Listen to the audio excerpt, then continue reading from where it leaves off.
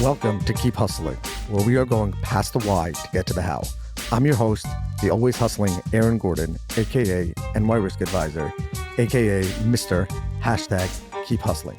In this podcast, we will be diving deep into the professional and personal successes of our guests to find out how they hustled through the most difficult times in their life and their development to achieve the success they've gotten to today. So buckle up for what hopes to be an amazing ride. Let's get to it. Welcome to Keep Hustling with my guest, Jason Feltman. Jason, thank you for being here. Yeah, man, I'm excited. Thanks for having me. I can't believe it took us so long to connect. Obviously, insurance dudes, or I should say one of the insurance dudes, or the insurance dude, however you want to look at it. And, doing so many crazy things. I'm a big fan of your social. You inspire my hustle. So really thank you for being here. Oh, thanks, man. I appreciate it. So why don't we jump right in? You've done a bunch of stuff and you're doing a bunch of stuff. So what do we need to know about kind of where you come from, your life philosophies from where you grew up that led you to do what you're doing today and the way you're doing it? Yeah. So, like most people, I didn't decide to get insurance until later in life. That was not one of my goals when I was young. It was actually like a fallback. So to even go like way further back, I played music and had some success with music, and then I hit some real hard times and eventually became jobless. Wanted to get married, worked my way up from being a busser into the bar business, and going back to school. Wanted to start a family, so went back to school, and I said, if I can't figure out what I want to do by the end of getting my BA, then I guess I'll go into insurance, because my wife's family all had their own agencies, and they provided an awesome life for their kids, and all of my life's goals changed, So that's what I did. Got towards that end of the end of the school year, or the last, I don't even know, like maybe 6 months of being in school. And I was like, man, I guess nothing else really makes sense, so I might as well go into insurance. I didn't think it really fit my personality, because, playing music and just, I don't know, I like being out. I'm not necessarily a desk guy. And so that's what I decided to do. And graduated, and within 3 months, I got 6 and 63 license, my life and health license, property and casualty, and then bought an insurance agency that was out here in California. Thanks to my father-in-law, he was thinking about purchasing it, and so kind of the stars aligned. So within 3 or 4 months from graduating school and being a bartender, I jumped into the insurance agency, and I was like, "What the heck are you doing here?" I didn't. No, everything I thought about insurance is true, and now I'm stuck. Yeah, and I did the whole thing, man. I wore a suit every day, and I did everything that I thought that I needed to do, and acted how I thought I needed to. So I jumped into the agency, and it was a rough experience at first. I mean, I was making like $100,000 a year bartending at some very Not bad, fast-paced bars. Like, I worked my way up doing that, and then I jumped in this agency, bought it for $750,000, and my first year paycheck was like $60,000, and I was like, wait a minute, I just took out a loan where I'm locked into this thing for 10 years, and I'm gonna make like $60,000, and you know how it is. It's like you sell a policy or two. We were selling maybe 10, 12 policies a month, and I was like, dude, this is never gonna move the needle. We're losing way more than we're gaining at this point. So I kind of hit this rock bottom, and we have a coaching program right now for insurance agents, and most of the ones that get into that program are the ones that kind of hit that rock bottom as well. It's like, I either have to like figure this out, like, and I'm willing to do anything that it takes, or I just made the worst decision in my life. So I just put the pedal to the metal, figured out some ways to sell. Like, how do we do this at volume, at scale? And that worked out pretty well. And we were able to start to really pick up sales in the agency. We were able to hit a bonus so that we had a little bit of money for marketing. And then we took all that money and then started building the agency. We opened a second agency. We were able to become best in company for the captive that we work for, but I can't say their name because they legally won't let me. But anybody can figure it out. They have hands. So I want I, I want to press you on two things that you said. Sure. First and foremost, I am fascinated by the fact that you said you were bartending before you went back to school, and you knew you wanted to get married and start a family. Yeah. And to me, that is super unique. Most people, it kind of happens backwards. Family is kind of something in the background over here, and they're like, oh, they meet their, their life's partner, and things kind of move. But not the guy who's making $100,000 a year bartending. Presumably, not every day is awesome, but like definitely having some fun doing that. I assume. Oh Like, yeah. I gotta get to that mindset. Tell us a little more about that. Well, so it was really in my late 20s, and I the music thing. Really wanted the music thing to work out. Didn't work out, and I was jobless. My wife was my wife. I was dating her at the time. She was just working, and I didn't know what to do with my life. Like I honestly was clueless. But then I knew I wanted to marry her, but I couldn't be a jobless, husband. Like it's just. She did give me an ultimatum. She said, "You either work or I'm out of here." So I said, "Dang it, I got to figure out a job." And So you're that's like, when I, chasing the music dream is not considered work to you? No, I'm just kidding. yeah, But like, yeah. Well, and then if we did make it, then it was like I would be on the road because that was when I was in my late teens. I did travel a lot. Like I was touring with bands. but that's an amazing shift, because a lot of people, when we talk about the hustle, we talk about the things that inspire people. The family is usually comes later, and then that becomes a driving force for people. Obviously, having children and things like that becomes a driving force. But it's interesting that you made the shift because you kind of wanted to have that foundation leading into having the family. That's super interesting to me. Like it wasn't like you got married, were a struggling artist for 8 years, and then forget about your wife giving you an ultimatum. Your father-in-law sits down and is like, listen, dude, get a Yeah, job, and by the way, have an insurance agency, and this will be a comfortable life for you. It right. was the opposite, which is just incredible to me. Yeah, it's funny. Like I've talked to a lot of ex sports people. Like my mom was a junior Olympian, and she got to a point when she was older where she couldn't do a lot of the gymnastics and aerobic stuff that she used to do.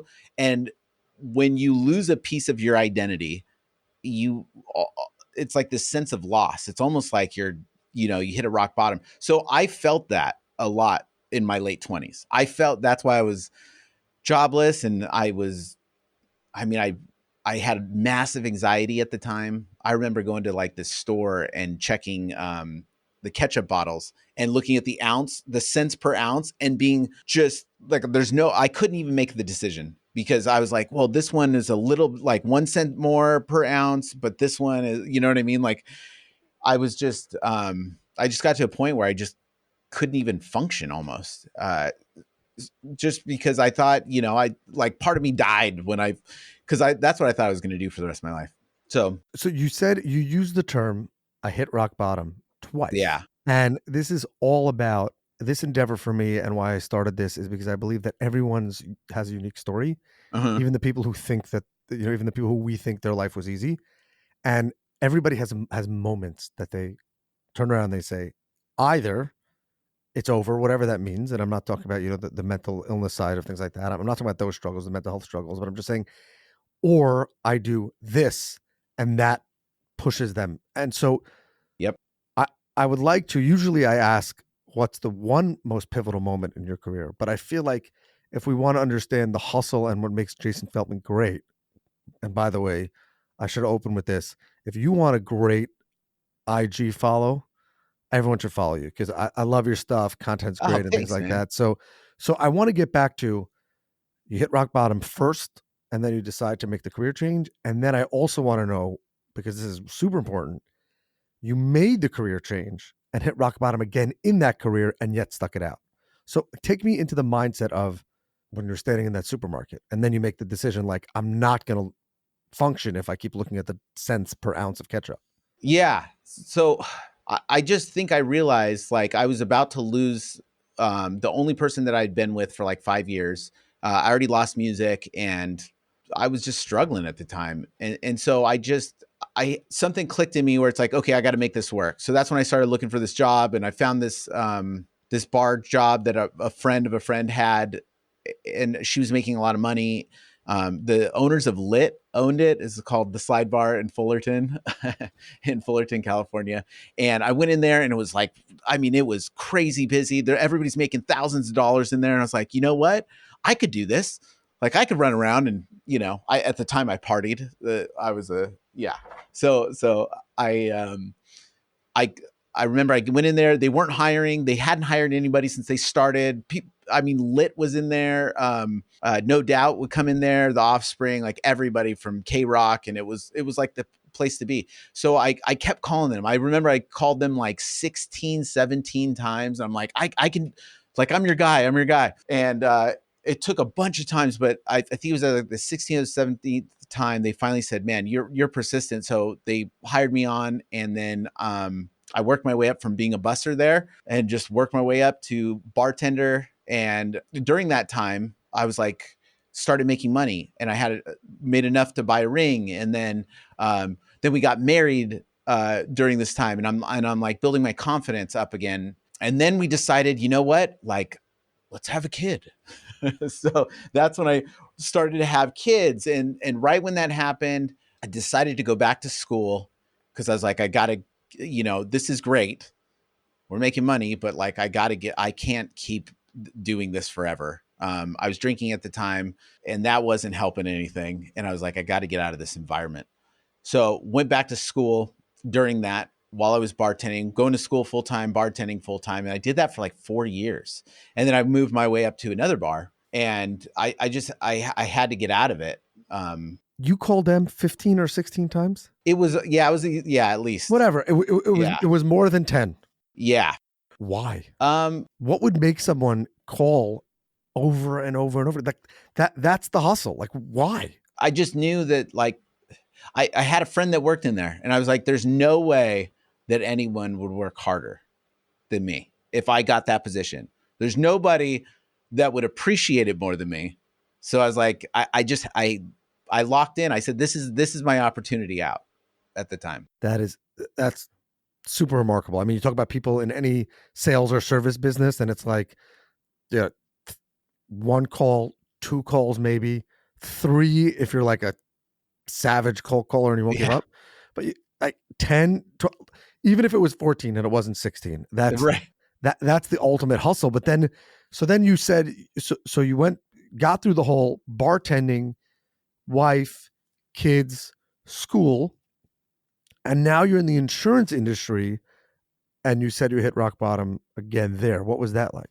Well, so we built up to all this stuff, and even going to school full time and working full time. I mean, it caused a lot of, it was hard, and hard with my wife. And then we started having kids. By that point, by the time I graduated school, we had 2 kids. So I had a full time, going to school full time and working full time.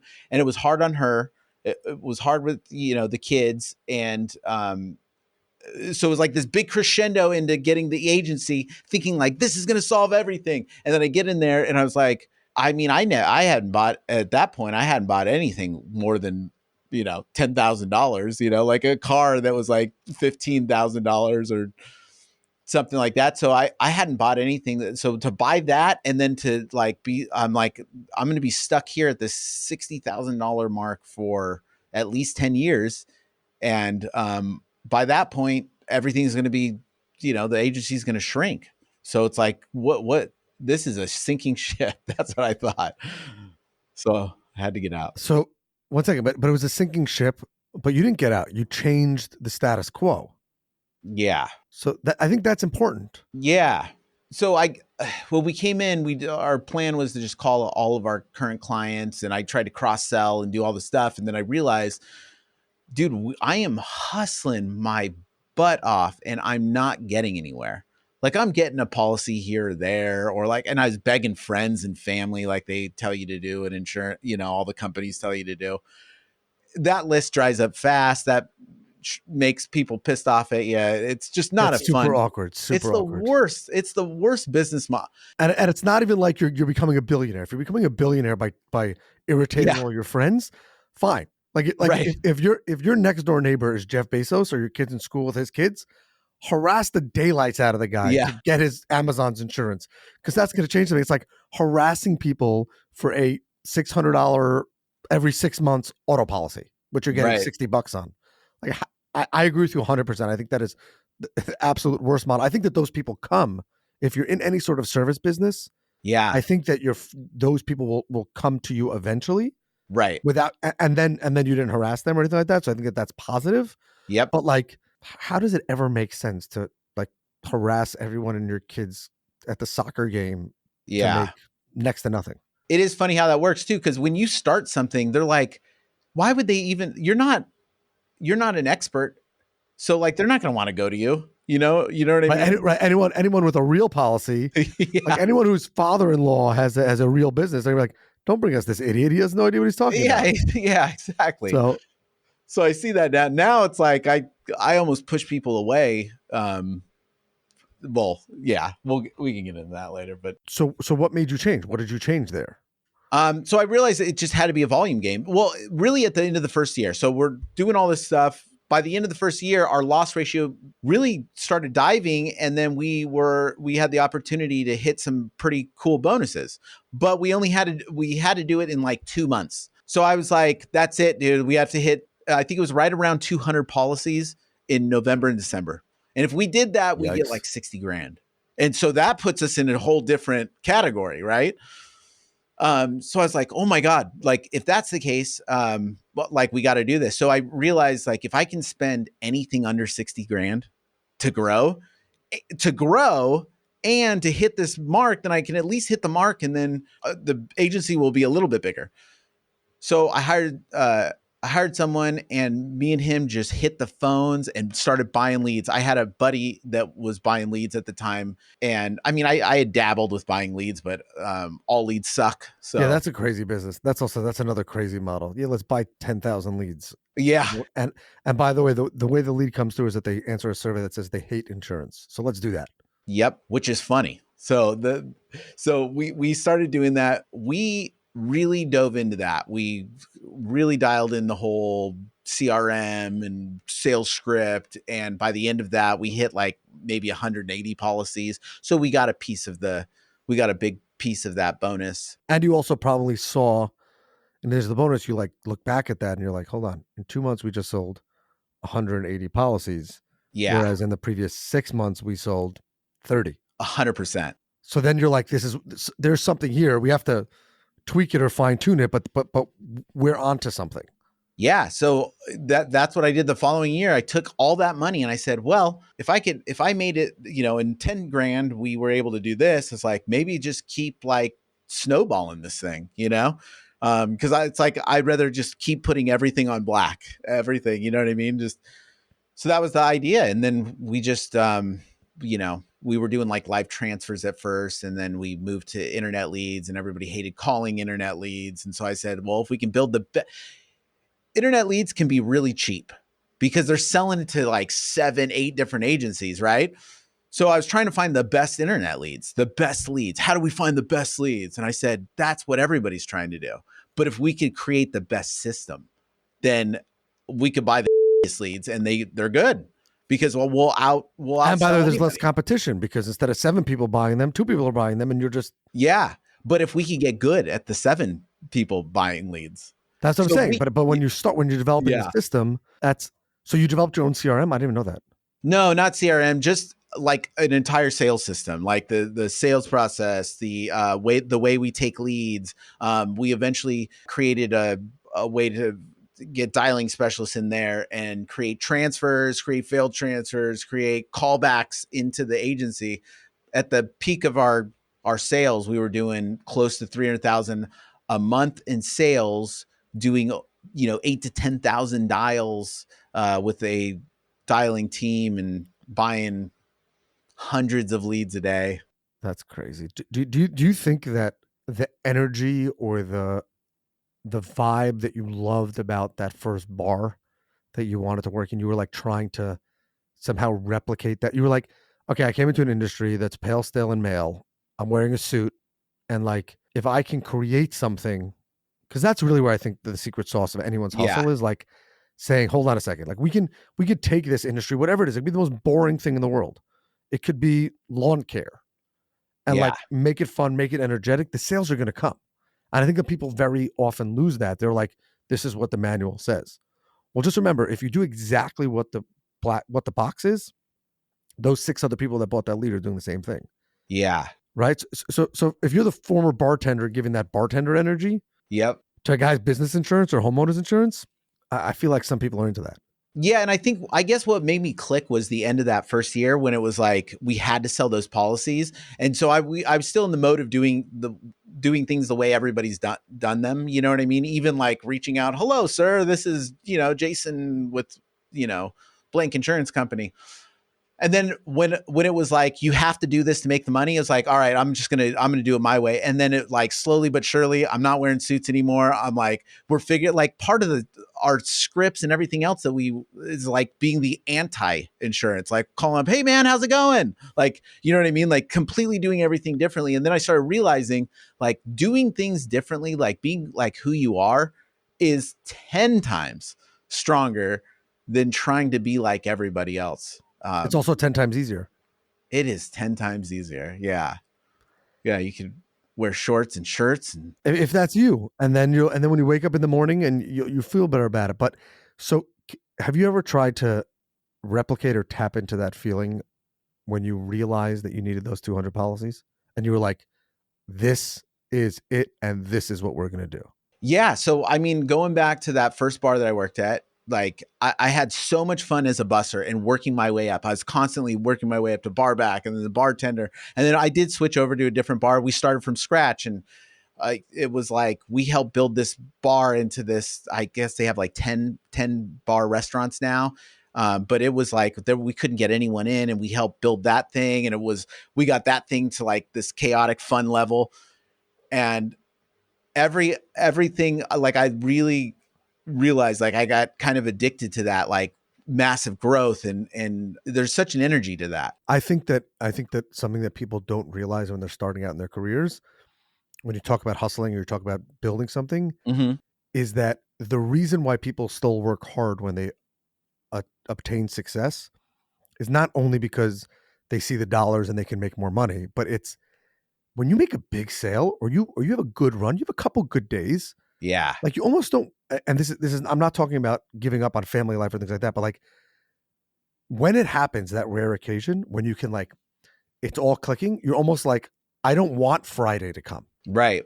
And I think that when you can taste that in your professional life, like that's where the secret sauce is made, because it's like, and then it'll fall off, but you can kind of tap back to that and say, like, there's some days where it's Monday and you're like, Friday can't come soon enough. I haven't felt that since that first year of the agency. I freaking love to work. So I want to, that is huge and that's awesome. And I think that anyone who's listening to this, that the goal probably for most people after they achieve financial stability is to not hate walking to their office or their place of employment, right? Like Yeah. you're going to be doing this for 30 or 40 years. Right. How did you do that? How did you get to the point where you were like, you were happy, but realized that you were excited and realized that the bar thing was unsustainable. And then it like tanks energy wise.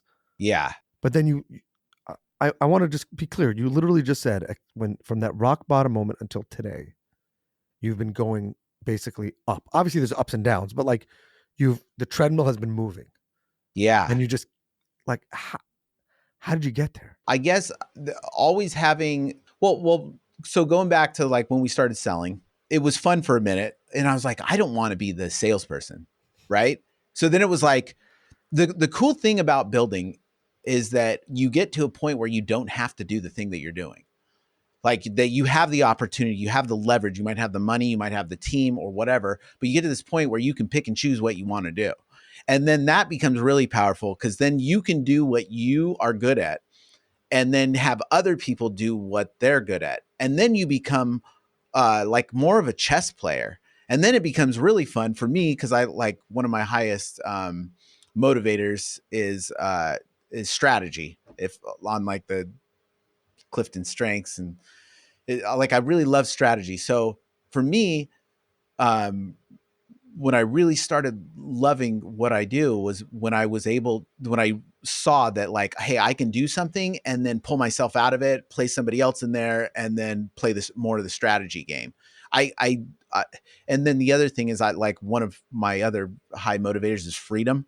Like I don't want to feel like, you know, like I have a job necessarily. Um, so I like I was able to start putting people in place so that I'm not the bottleneck anymore. Now I get to just like do the things that I want to, really think about like what's going to move the needle and then focus on those areas and then be able to pull myself out of it if I need to. Isn't it amazing that with more responsibilities can come more freedom? Yeah, it Meaning like can. now, right? If you look at, I don't know Yeah, how many employees across your various businesses you have, but how many people are quote unquote depending upon you and how many dollars you have to make in a given year to make that happen, right. I would venture to say is a lot more than when you first started, Yeah. Oh, yeah. right? Payroll, but yet you feel more free. Yeah. Yeah. It's crazy. It is crazy, but it's also, I mean, we're always all in our head so much, you know?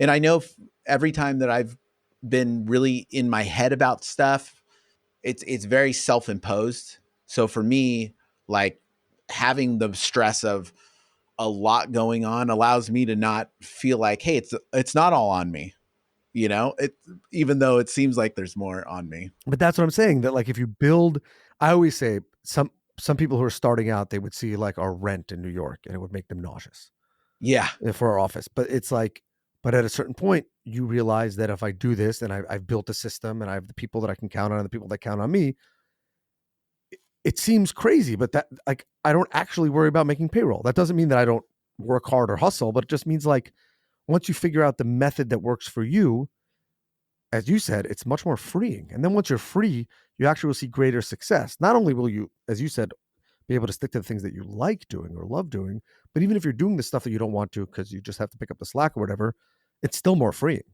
Yeah, 100%.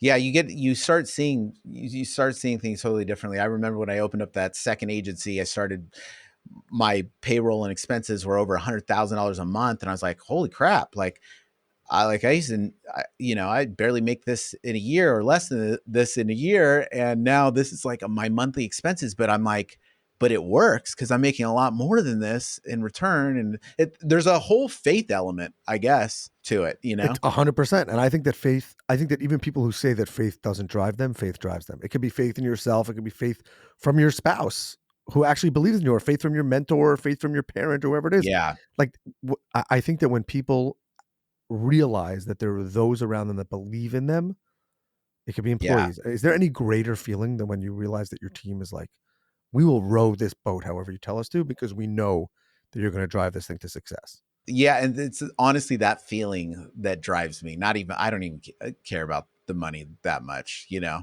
Money's just it's like a good scoreboard for like, hey, I'm doing well, you know? Like it, 100%.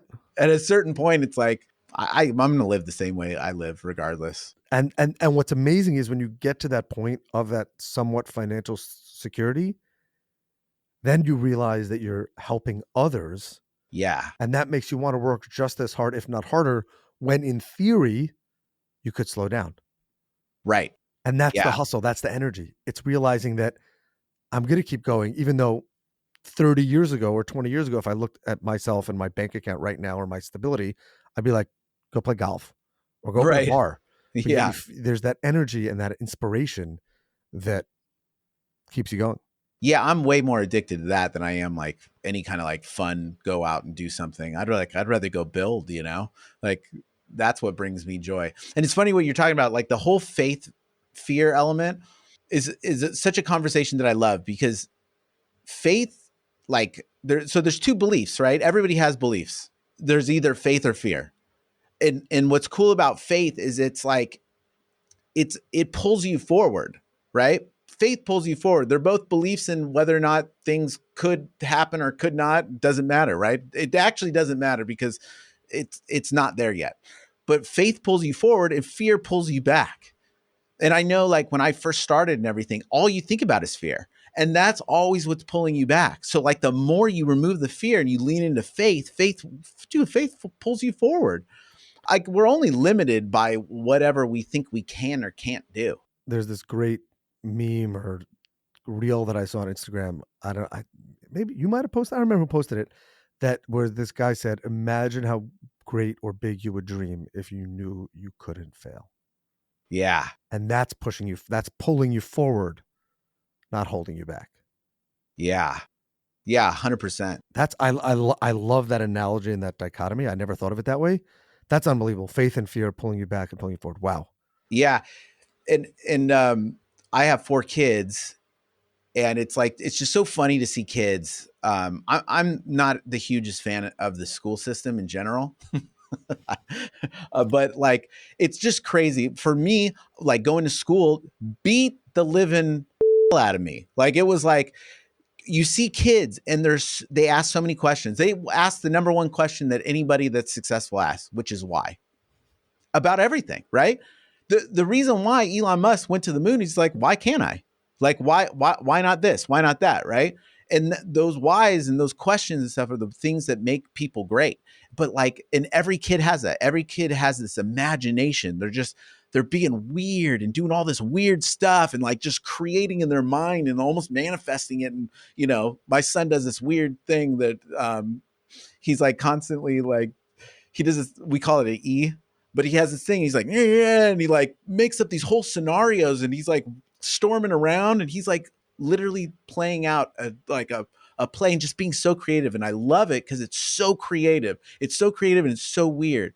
And it's like, I don't ever want to beat that out of a kid like the school system does. It's like, oh, that's not normal. But like all those things, the why and the creativity, those are the things. That's like faith right there. That's like, those are things that pull you forward. And by the way, what gets you there, I think, and obviously correct me if I'm wrong, is no fear. He doesn't have any fear. Who cares? There's no that.